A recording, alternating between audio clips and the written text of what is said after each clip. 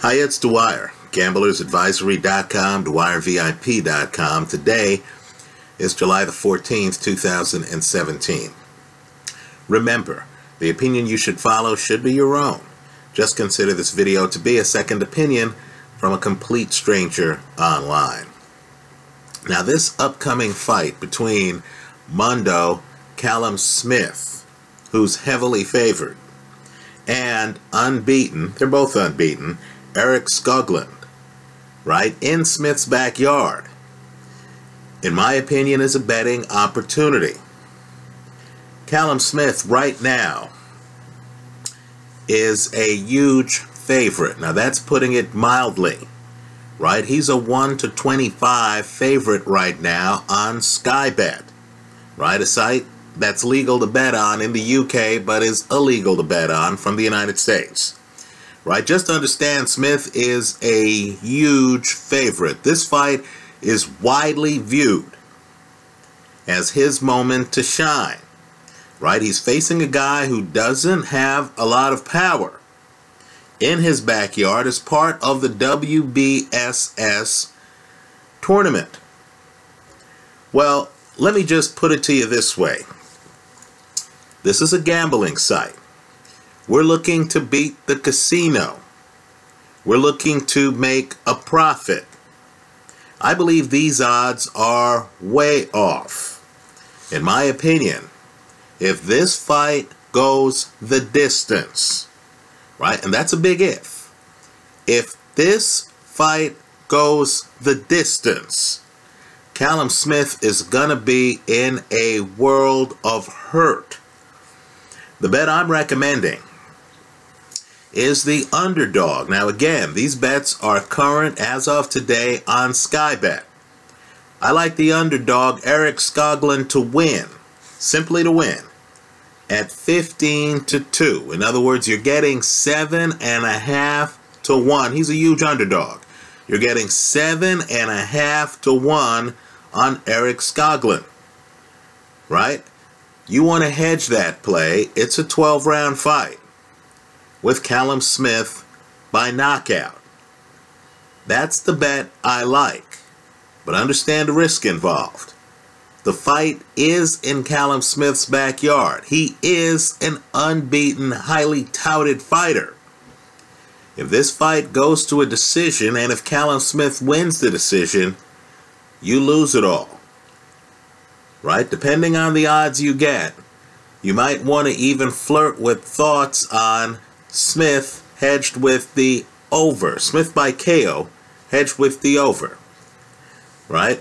Just to do better than the posted odds right now of 1-25 Callum Smith to win. I think this fight is very competitive.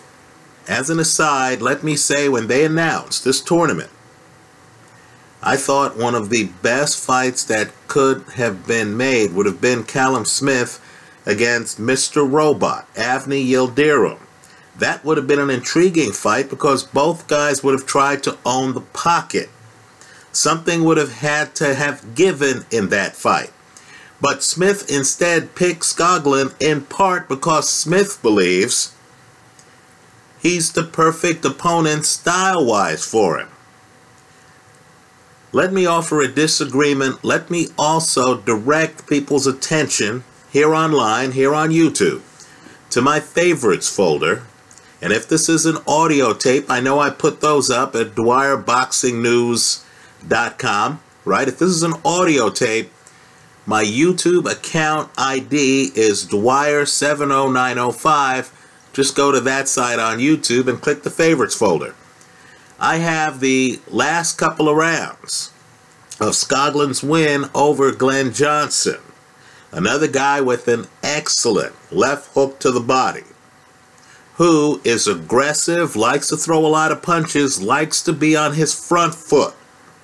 A style I believe is similar in some ways to Callum Smith's style. And you're going to see how Skoglund handled him. Right? Back foot game, a lot of twisting, a lot of turning, doesn't allow Glenn Johnson to get in a rhythm. Is hitting him on the way in, is positioning himself where he doesn't find himself lodged with his back against the ropes for any period of time where Glenn Johnson can then get going. Erik Skoglund has faced this kind of fighter before. Well, let's talk about the fight style of Callum Smith. In my opinion, Callum Smith is, we'll call him, a mid-range hooker plus. Right? He comes in, he's a tall guy who is a combination power puncher. His best punch, in my opinion, is his left hook, especially when he throws it to the body. He gets into a rhythm. He's a hunter. He's front foot heavy. He likes to get just a little bit away from you, right? Mid-range, a little bit closer than mid-range. Then he likes to unload. And he doesn't pot shot. He throws many punches, right? He starts to throw combinations, but you'll notice they're punctuated by his left hooks to the body. In other words, he'll fool around with you.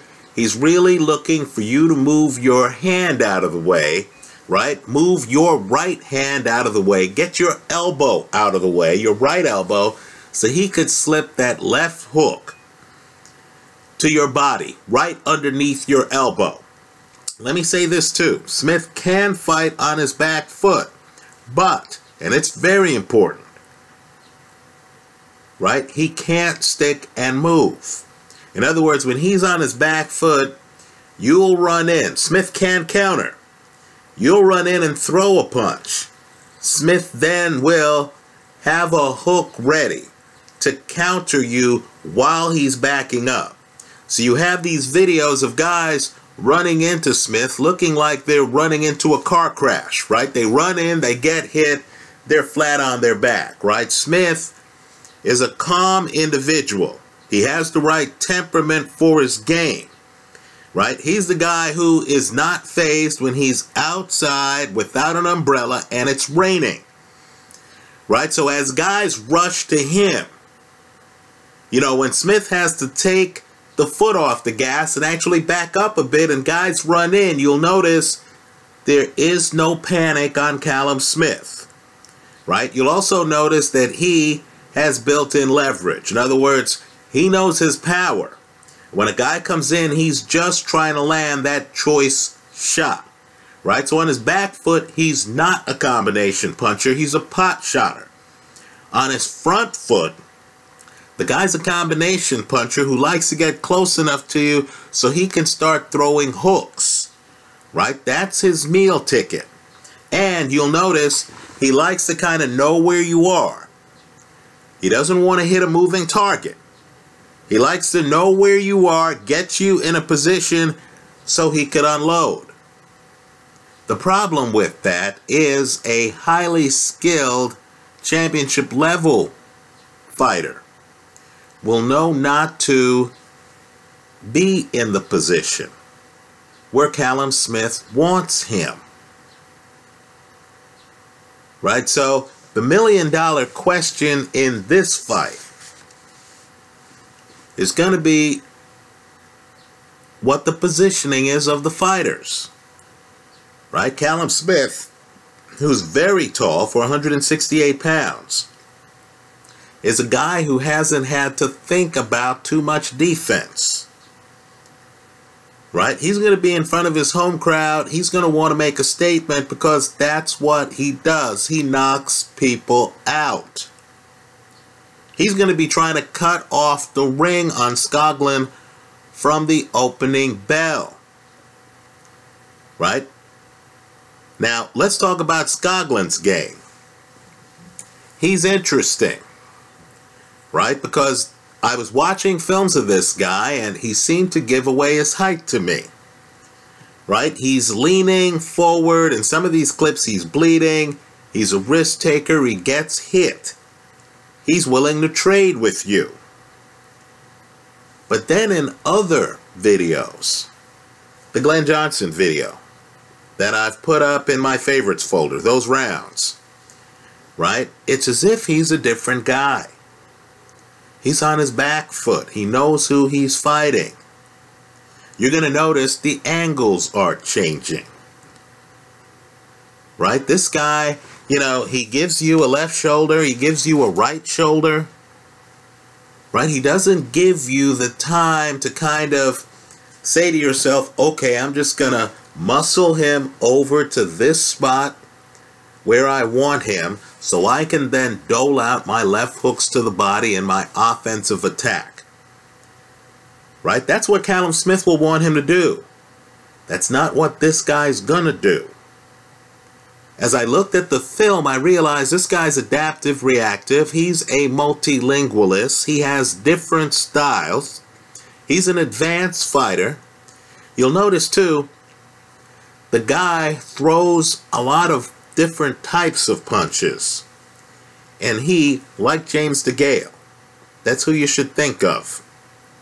He can change the angles of his punches during the fight. Now that's different than Callum Smith, right? Callum Smith, heavy power, but the punches come at relatively the same angles. Right? This Skoglund guy, very different. He'll be throwing hooks. You start blocking those hooks. Then he'll change the angle of the hook. He'll come up and he'll look like he's throwing the same punch, but he's not. Right? This guy is dangerous. He's certainly not a guy who should be going off at these odds. He's going to look at the Callum Smith film. Smith is pretty obvious on tape. You look at his films, you know what he does well. Power combination puncher. Heavy, heavy left hand. Make sure he throws left hooks to the body as he's roughing you up with other punches. Right? This guy's going to realize that most of Smith's opponents are usually at the same length. Right? Then they get desperate and then they start leaping in. This Skoglund guy is going to introduce lateral movement into the equation. In other words, rather than be the typical Smith opponent where I'm here, Smith comes in, he's battering me. So then I decide, hey, I'm a tough guy too. So as Smith backs away, I then leap forward. Right? That's a typical Smith opponent. I believe the Skoglund guy is going to see Smith coming toward him. He's going to then start to change where he is, right? Not just stand there, duke it out with Smith. Have his back up against the ropes and make this a last stand. No, I believe this guy's going to be like this. He's going to be moving this way. He's going to be moving that way. He's ambidextrous. He's going to be giving this shoulder. He's going to be giving that shoulder. Smith is going to have to spend some time figuring out the angles. Trying to get the angle he wants. Right? Just locating where this guy's right side is for the left hook is going to be hard. Because this guy's going to have his right side back here on a side profile some of the time. Then the guy is going to, on the other side profile, have his left side up here. Where Smith, if he throws the left hook, would be throwing an illegal kidney punch. Right? At the highest levels, in my opinion, boxing comes down to angles. Right? Spacing. The stuff that happens between punches. Now, if Smith is unable to close the show, in other words, come in, knock this guy down, have his power game dominate, stop this opponent, right? Have the referee looking at the opponent saying, do you want to continue? Have the referee over in his opponent's corner saying, look, you better show me something this round. Right? If Smith is not able to do that, and a boxing match actually breaks out, where the angles matter, he's going to be in trouble. Right? So, when I see odds like this, okay, I'll protect myself by taking Smith by KO, right? If Smith has a Smith fight, it's all good as long as he ends it before the final bell, right? But understand, I'm also going to be taking his opponent simply to win the fight at 15-2 odds, 7.5-1. Because there is a possibility that this slugger, who cannot, on his back foot game, get behind a jab, get up on his toes, and win rounds like Thomas Hearns did an earlier generation against Ray Leonard after Hearns had hit the canvas. Since Callum Smith doesn't have that up on his toes behind a jab part of his game, right, I don't believe he's going to be able to box with Skoglund, who is clearly going to try to use the entire ring. Don't expect Skoglund to do a Floyd Mayweather, lean up on the ropes like Floyd did against Marcos Maidana or like Floyd did against Ricky Hatton, right? Lean up against the ropes and say, okay, come on, right? Or like Ali did against George Foreman, right? Guys who lean up on the ropes, they're taking rounds off, but they invite you to come find them up on the ropes. They'll deal with you while they're up on the ropes. I don't believe that's going to be Skoglund's game. Skoglund, that's suicidal against Callum Smith. Rather, I think Callum Smith's going to want him up on the ropes. And as Callum Smith is looking at him, Smith's going to have to do one of these. Because Skoglund's going to be moving around the ring, creating different angles. Right? In the little footage that I have here of him against Glenn Johnson, and keep in mind, Glenn Johnson wanted to fight you. He wasn't there to dance with you. He wanted to fight you. You're going to notice that there's a little moment there where Glenn Johnson comes forward. He's trying to throw punches. And, of course, Skoglund is so mindful, has such a sense of distance and spacing, that while Glenn Johnson is coming forward trying to throw a lot of punches, Skoglund actually ducks under the punches. Right? He sees the guy coming, he knows the angles, he knows the distance, he has the perception, right? So, I think Smith is going to try to come in, he's going to have to hurt and slow down Skoglund. In my opinion, he's going to have to win this inside of the distance.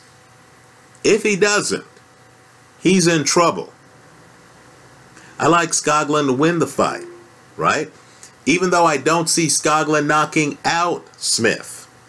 If the casino is going to give me 7.5-1 odds on Skoglund simply to win, I'm not going to pretend to be Einstein. I'll just take the whole package there, right? Skoglund wins by KO, I'll say, great, I win 7.5-1. Skoglund wins by decision, hey, more bear for me there too. I get 7.5-1. I'll hedge the play with Callum Smith by KO. By the way, you're getting significantly better odds on Smith by KO. I believe that's 36-5 on Skybet right now than you are on Smith simply to win the fight.